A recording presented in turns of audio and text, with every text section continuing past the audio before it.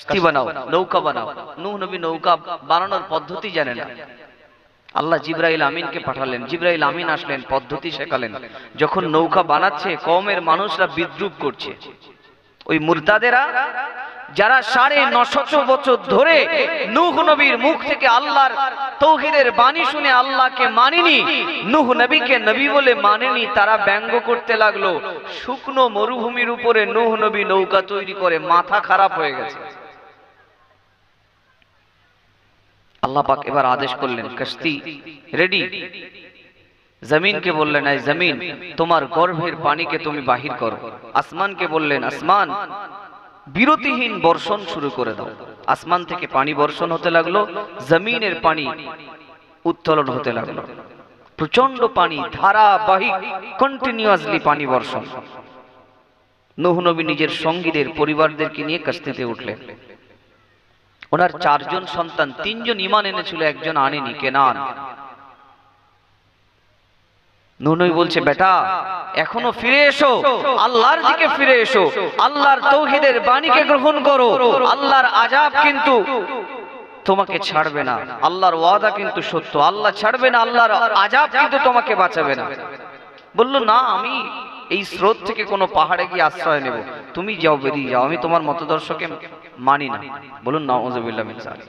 এই দেখেন ঈমান কত বড় নিয়ামত। দেখেন, আপনারা কি বুঝতে পারছেন ঈমান কি জিনিস?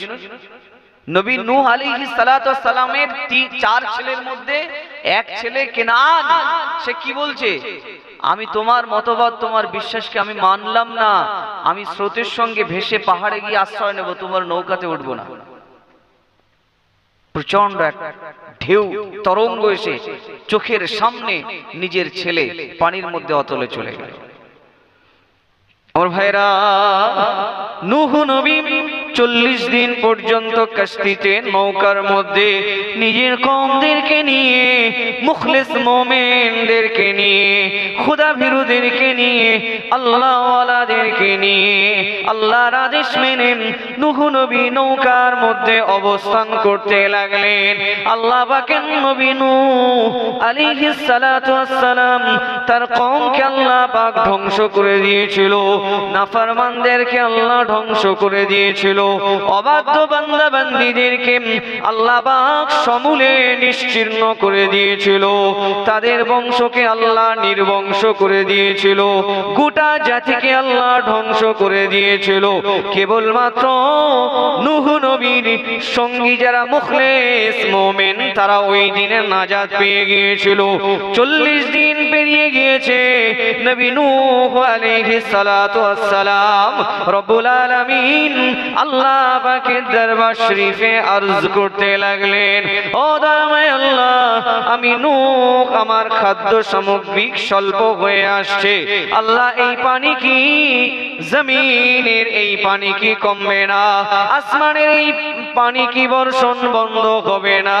আল্লাহ পাকের নূহ নবী আল্লাহ পাকের দরবার শরীফে যখন দোয়া চাইলেন, রব্বুল আলামিন আসমানকে হুকুম করলেন, এই বিরতিহীন পানি বর্ষণ, আমার আসমান পানি বর্ষণ বন্ধ করো।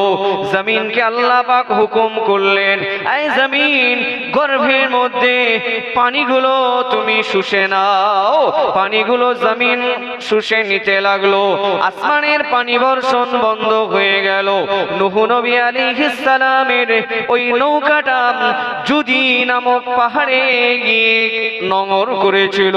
আল্লাহ পাক মুমিন মুখলিস নূহ নবী সহ আল্লাহ পাকের প্রেমিক বান্দাদের ওই দিনে নাজাত দান করে দিয়েছিলেন।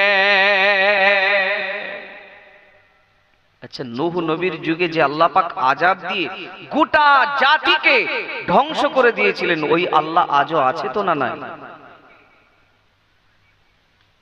হাইয়ুল কাইয়ুম লা ইয়ামুত, তিনি সদা সর্বদা অতীতে ছিলেন, আজ আছেন, ভবিষ্যতে থাকবেন। তিনি লা তাখুযুহু সিনাতু ওয়ালা নাউম, যে আল্লাহ কখনো ঘুম তো দূরের কথা, ঘুমের আগে যে তন্দ্রা আসে, সেই তন্দ্রা আল্লাহ পাকের স্পর্শ করতে পারে না। লা তাখুযুহু সিনাতু ওয়ালা নাউম, হাইয়ুল কাইয়ুম, তিনি সদা জীবিত, তিনি কখনো মৃত্যুবরণ করেন না। আল্লাহর হাবিব সাল্লাল্লাহু আলাইহি ওয়াসাল্লামের উপরে আল্লাহর হাবিব সাল্লাল্লাহু আলাইহি ওয়াসাল্লাম যখন ইন্তেকাল করলেন, সাহাবায়ে কেরামরা যখন হযরত ওমর রাদিয়াল্লাহু তাআলার কাছে খবর দিয়েছেন আল্লাহর হাবিব ইন্তেকাল করেছেন, হযরত আবু বকর সিদ্দিক তৎক্ষণাৎ দৌড়ে এসে উম্মুল মুমিনিন আম্মা জান আয়েশার গৃহে প্রবেশ করলেন। আল্লাহ রাসূলের চেহারার উপর একটা চাদর মুবারক চাপানো আছে। সিদ্দিক আকবর রাসূলুল্লাহর চেহারা থেকে চাদরটা সরালেন, রাসূলুল্লাহর কপালে 3টে চুমু দিলেন, বললেন, আপনার জীবনটা কত উজ্জ্বল, আপনি আসলেন আলোকিত করে, আপনি চলে গেলেন না আলোকিত করে, আপনি সফল হয়ে চলে গেলেন। হযরত ওমরের কাছে যখন সংবাদ গিয়েছে আল্লাহ রাসূল ইন্তেকাল করেছে,